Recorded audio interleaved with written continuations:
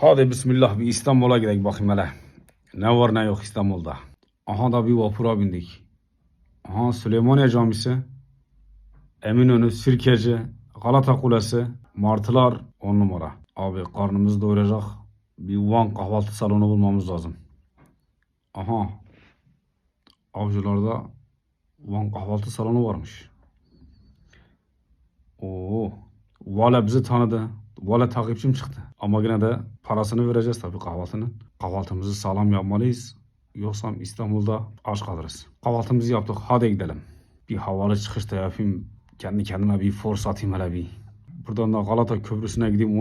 Onun üstünden de şöyle bir havalı bir yürüyüş yapayım. Kendi kendimize bir force atak. Urfalıyız abi. Yapacak bir şey yok.